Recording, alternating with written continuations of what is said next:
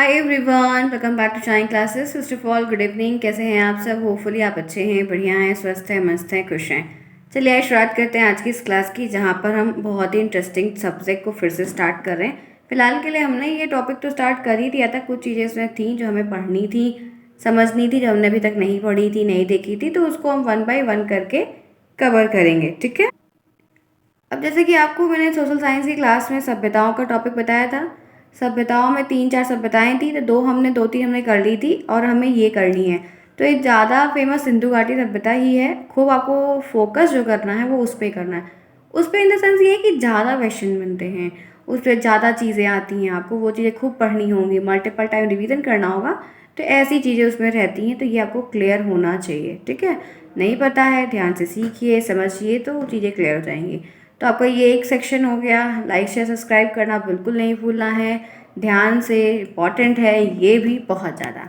चलिए देखते हैं। तो सोशल साइंस का सिलेबस जिन्होंने नहीं देखा है अभी तक, फिलहाल के लिए वो सिलेबस पहले देख लेंगे। एक सेंस में बात समझिए कि पहले आप सिलेबस को पूरा अच्छे से देख लीजिए, सिलेबस में क्या क्या पॉइंट दिए गए हैं। सिलेबस के अकॉर्डिंग ही पेपर बनता है। पूरे सिलेबस को पढ़ना हमारा इम्पॉर्टेंट है। अब उसमें से क्वेश्चन क्या पूछेगा क्या नहीं पूछेगा वो हम जब एनालिसिस करते पढ़ते हैं तो चीज़ें इतनी समझ में आने लगती हैं। ठीक है। चलिए फिर देखते हैं कुछ नई चीज़ों को। तो यहाँ पर क्या है, अब आज हम जो पढ़ेंगे वो हम पढ़ेंगे मेसोपोटामिया की सभ्यता। ये क्या होती है, इसमें क्या क्या चीज़ें आती हैं, क्या नहीं आती हैं, ये सारी चीज़ों को हमको समझना और पढ़ना है। तो मेसोपोटामिया की सभ्यता क्या है, इससे कैसे संबंधित है, कई सारी चीज़ें हैं जो हमें ध्यान में रखनी होंगी। क्लियर। इससे प्रश्न बनता है ये क्या होता है, इससे आप क्या समझते हैं, ये चीज़ें क्या हैं क्या नहीं है, ऐसी कई सारी चीज़ें आपसे पूछी जाती हैं। तो यहाँ पर है मेसोपोटामिया की सभ्यता, जिसे सुमेरियन सभ्यता के रूप में भी जाना जाता है। ठीक है। जो मेसोपोटामिया की सभ्यता होती है, जो सभ्यताएं हैं, इसको हम सुमेरियन सभ्यता के रूप में भी जानते हैं। तो ध्यान रखिएगा कि जैसे एक से ही नाम से प्रश्न बने, जरूरी नहीं कि मल्टीपल नेम से प्रश्न आ सकते हैं। तो मेसोपोटामिया की सभ्यता यहाँ पर है, जैसे सुमेरियन सभ्यता के रूप में भी हम जान जाते हैं। यह अब तक के मानव इतिहास में दर्ज सबसे प्राचीन सभ्यताओं में से एक है। जो इतना दर्ज कराया गया उसमें से एक ही है। मेसोपोटामिया नाम जो है वो ग्रीक शब्द मेसोस से लिया गया। हमें ये ध्यान रखना है कि सभ्यताओं से, जैसे किसी भी सभ्यता से पूछा जाए कि ये क्या है, क्यों हो रही, क्या नहीं है, तो इन चीज़ों में आपको मतलब वो चीज़ से लिख देनी होगी तो समझ में आएगा कि हाँ आप वैसा मेंशन करके लिख दो। बट ये है कि उनमें से जैसे कि कुछ अलग तरीके से पूछ ले या कुछ और अलग सेक्शन, क्योंकि इसमें काफ़ी मल्टीपल सेक्शन की चीज़ें रहती हैं, तो हमको हर सेक्शन के हिसाब से देखना पड़ता है ना कि आप कहाँ पर उस चीज़ को देख पा रहे हो, या वो कैसे अराइज होगा, या सिमिलर कैसे और टॉपिक से अराइज होगा। तो ये चीज़ें वो रीड आउट करते समय समझ में आने लगती हैं। तो यहाँ पर है कि ये सभ्यता वैसे तो नाम के हिसाब से भी, सिविलाइजेशन के नेम से भी वो चीज़ें काफ़ी डिफरेंट पूछ ली जाएगी। तो थोड़ा सा इन चीज़ों को ध्यान में रखना होगा, क्योंकि मल्टीपल चॉइसेस जो होते हैं वो हमारे 15 के अप्रॉक्स होते हैं, उनमें हमें वो चीज़ें ध्यान में देखनी होती हैं, और आती हुई चीज़ अक्सर जो है वो गलत हो ही जाती है। तो इनके हम उसको दूसरे रूप में भी जानते हैं, जिसका यहाँ पर अर्थ होता है मध्य, और पोटोमोस के है जिसका अर्थ है नदी। तो ये शब्द कहाँ से लिया गया है, वो शब्द कौन सा था, एक क्वेश्चन ये है।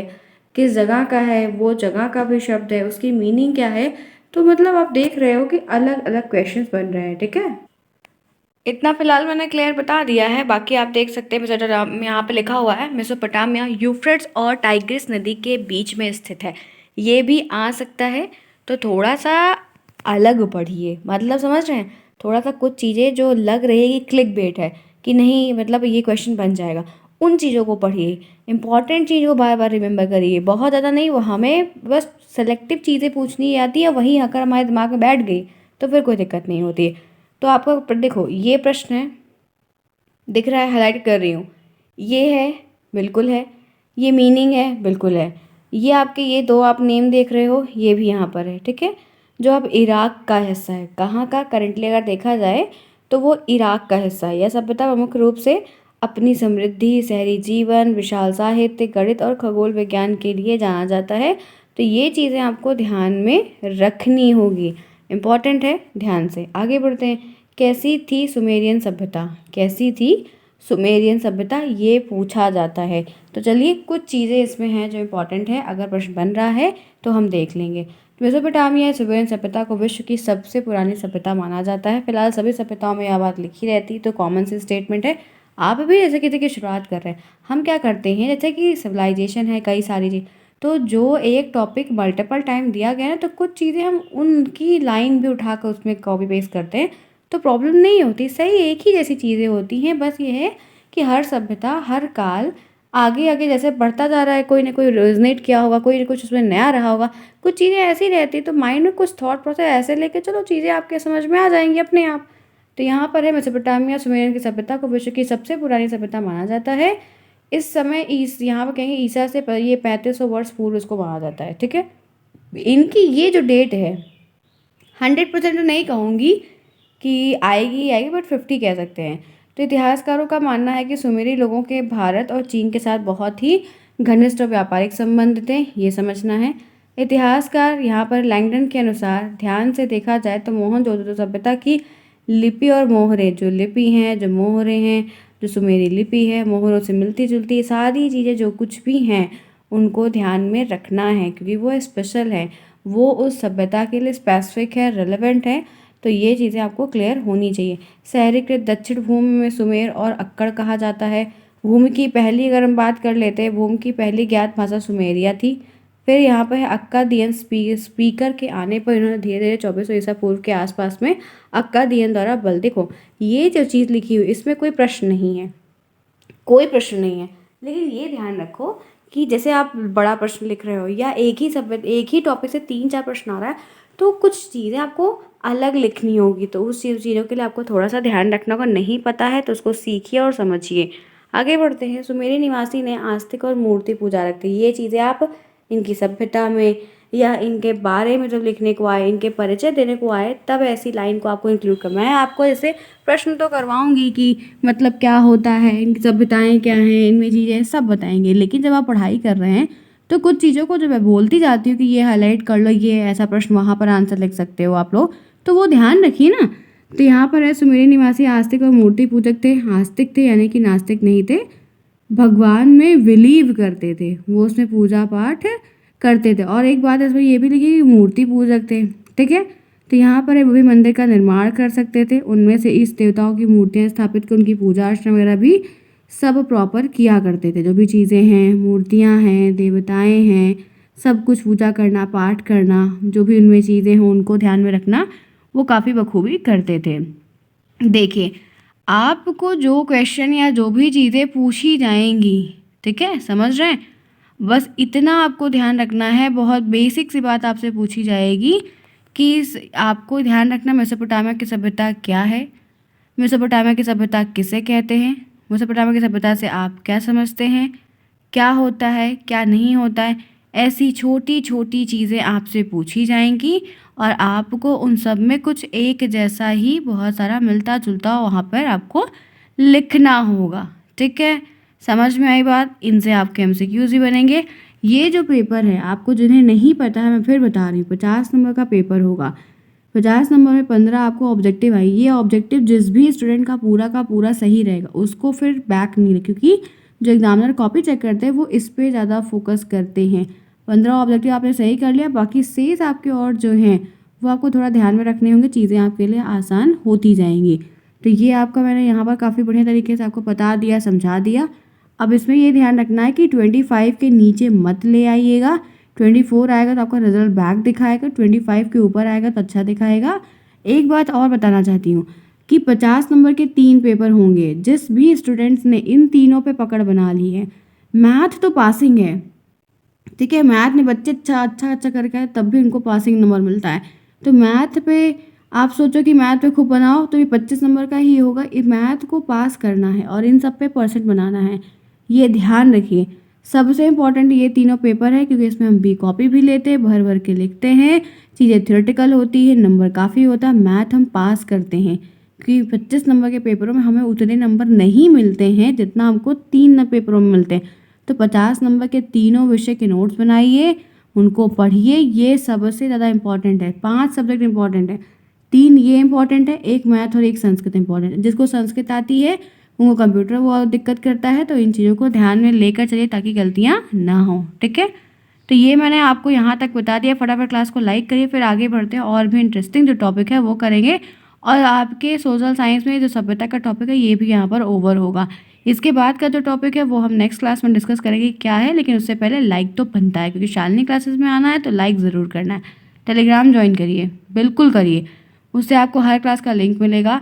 कोई अपडेट होगी तो वो होगा, सबसे ज़्यादा वो आपको हेल्प आपके एग्ज़ाम में ज़्यादा करता है, ठीक है। क्योंकि क्लासेस नहीं पॉसिबल हो पाती हैं तो हम लोग बहुत सारी चीज़ों को फॉरवर्ड कर देते हैं। Clear? Each and every one notes तैयार है, यहाँ से बना रहे हैं बनाइए, टेलीग्राम से परचेज करना हो करिए, एक सब्जेक्ट लेना हो एक लीजिए, सब लेना हो सब लीजिए, हेल्प आपको हर जगह से मिल रही है। यूट्यूब पे जो क्लासेस है वो फ्री ऑफ कॉस्ट है, आराम से देखिए करिए, कोई प्रॉब्लम नहीं है, ठीक है। चले, यहाँ तक कर लिया। अब मैंने इतना तो आपको बता ही दिया है, अब बात कर लेते हैं कुछ और चीज़ों की। पहला यहाँ पर दिया गया है मेसोपोटामिया की सभ्यता की विशेषताएं और उपलब्धियाँ। ये लिखने को आता है कि मेसोपोटामिया की सभ्यता बताइए, मेसोपोटामिया की विशेषताएं और उपलब्धियाँ बताइए, क्या होता है क्या नहीं होता है, इनके विषय में क्या जानकारी है, कई सारी चीज़ें। तो यहाँ पर आपको ध्यान रखना है कि मेसोपोटामिया की सभ्यता का सामाजिक जीवन देखने को आपको मिलेगा, ठीक है। यहाँ पर जो जीवन था इस सिविलाइजेशन में, जो चीज़ें थी वो सोशल था, समाज था, जन के लोग थे, अलग अलग दर्जे के लोग थे, अलग अलग व्यवसाय के लोग थे, छोटे बड़े, मतलब सामाजिक जीवन था। वहाँ पर लोग थे, जहाँ पर लोग हैं वहाँ पर सोसाइटी टाइप का जैसे आजकल से उस समय उसमें समाज की संज्ञा में सारी चीज़ें होती थी, तो वो उसमें काफ़ी बखूबी अच्छे से दिया था। तो ये आपको ध्यान में रखना है। मेसोपोटामिया की सभ्यता की विशेषताओं की जो बात होती है वो यहाँ पर यही है कि मेसोपोटामिया की सभ्यता का सामाजिक जीवन देखने को काफ़ी अच्छा रहा है।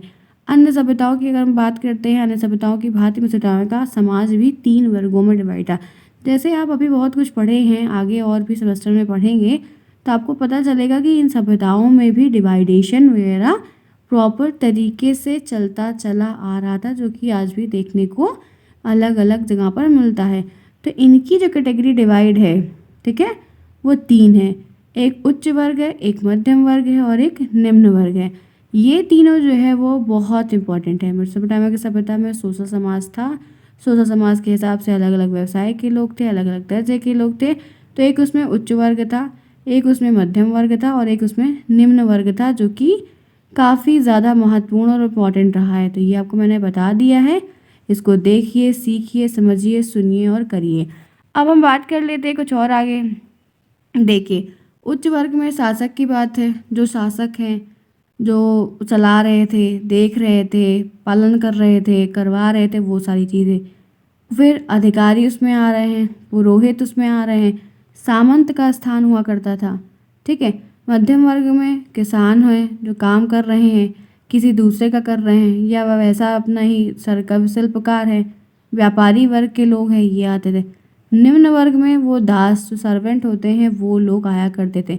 तो कहीं ना कहीं ये श्रृंखला आज भी देखने को मिलती है। सभ्यताओं से शुरू हुई चीज़ें फैलती चली आ रही हैं और आज भी हर जगह तो नहीं है लेकिन है भी, ना के ना भी नहीं कहेंगे, ठीक है। फिर देखिए, इन्होंने इन्होंने और भी बहुत सारी चीज़ों को बोला। इन्होंने आकाश के नक्षत्रों को 12 राशियों में बांटकर उनमें नामकरण भी दिए हैं। उन्होंने एक पंचांग भी बनाया था, सूर्य ग्रहण चंद्र ग्रहण कारणों का भी पता लगाया था कि सूर्य ग्रहण क्यों होता है, चंद्र ग्रहण क्यों होता है, नक्षत्र बांटे, बहुत सारी चीज़ें की हैं, ठीक है।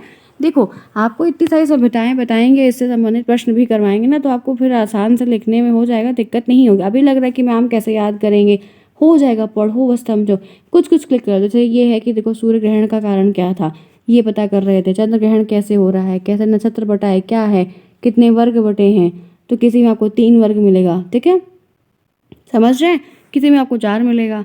आगे बढ़ते हैं। समय देखने के लिए इन्होंने धूप घड़ी और सूर्य घड़ी का भी आविष्कार किया था, ठीक।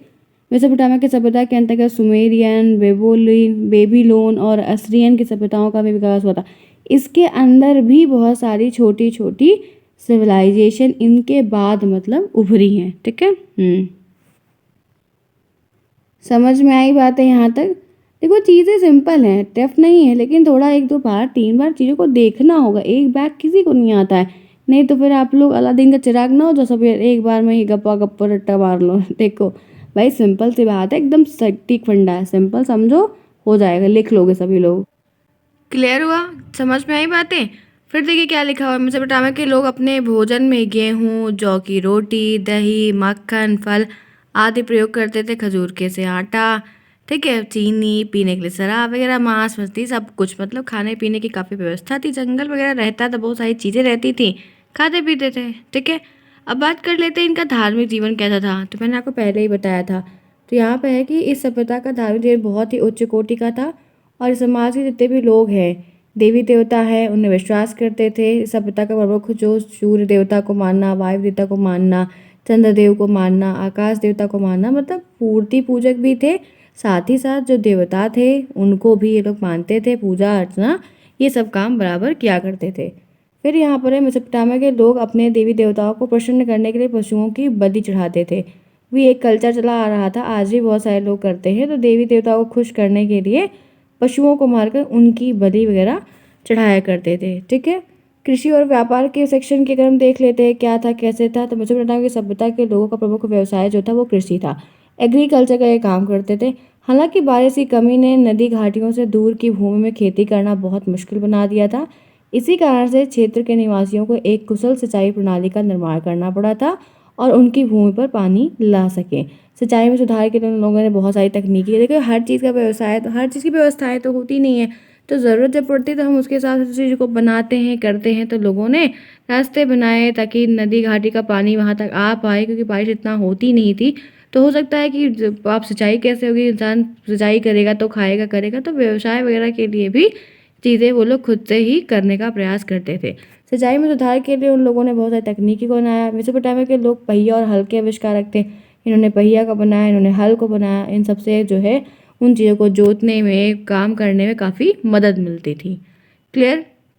फिर आप देखोगे ये क्या क्या मतलब उगाते थे, जौ, गेहूँ, राई, तिल, जैतून का पेड़, खजूर, अंगूर, ये सब की जानकारी हो गई थी। साथ ही लोग पशुपालन वगैरह का काम भी अच्छे से किया करते थे। मतलब जैसे कि सिविलाइजेशन, पहले कोई सिविलाइजेशन बनी, आगे बढ़ी, फिर कोई बनी, फिर आगे बढ़ी। तो सब में क्या हो रहा है कि एक एक्सटेंड ऑफ लेवल जो है वो आगे बढ़ रहा है। ठीक है, एक लेवल का क्रिएशन जो है वो आगे की तरफ बढ़ रहा है। रीज़न क्या है बढ़ने का, कि मतलब ये आप समझो कि जैसे लोग थे, कुछ जानकारी नहीं थी, इन्होंने कुछ बनाया और आगे बढ़े, इन्होंने कुछ बनाया फिर और आगे बढ़े, इस तरीके से ये चीज़ें चलती चली आ रही है। ठीक है, बात कर लेते हैं धातु क्रम की। तो यहाँ पर लोग धातु मतलब कितना एलिमेंट, मेटल वगैरह क्या क्या पता था। तो तांबे और कांच जैसी धातुओं का इस्तेमाल बहुत पहले ही हो गया था और इन धातुओं का मजबूत हथियार बनाने का काम ये करते थे। तो ये सारी चीज़ें इन्होंने उसको कुछ अच्छा बनाना, मॉडिफिकेशन करना, एडवांसमेंट लाना। वे सूती, ऊनी, भेड़ की खाल से बने वस्त्र वगैरह भी पहनते थे। ठीक है, पुरुषों के वस्त्रों में लुंगी प्रमुख थी। ये सारी चीज़ें जो है आराम से पहनना करना, कपड़ा, व्यापार, सब कुछ बढ़िया चल रहा था। मकानों का गंदा पानी निकालने के लिए नाली वगैरह भी बनाया था, ऐसा नहीं है। पर्दा प्रथा को भी ध्यान में रखते थे। रीति रिवाज, राज परिवार, दहेज, शादी ब्याह, जो भी चीज़ें चलती चली आज जितनी भी चीज़ें हो सब उस समय होती थी। ऐसा कुछ भी नया नहीं था। लेन देन, व्यापार, सब कुछ था। तो ये सारी चीज़ें यहाँ पर आपको ध्यान में रखनी है। क्लियर? मैंने बहुत सिंपल तरीके से बताया और सारी सभ्यताओं में सेम चीज़ें हैं। सारी सभ्यताएं आगे विकास कर रही हैं, बढ़ रही हैं। बस ये है कि कहाँ पर कौन सभ्यता है, कब बनी, किसका क्या अर्थ है, किस सबसे लिया गया, यही चीज़ें डिफरेंट है। बाकी all things are same in every civilisation. ठीक है, चलिए फिर क्लास सिंपल है, बेसिक है, क्लियर कट है, मैंने बताया है। इससे संबंधित प्रश्न भी जल्दी से करवाऊंगी तो आपको और समझ में आ जाएगा। मिलते हैं फिर नेक्स्ट में, तब तक के लिए take care, bye bye, see you soon, best of luck.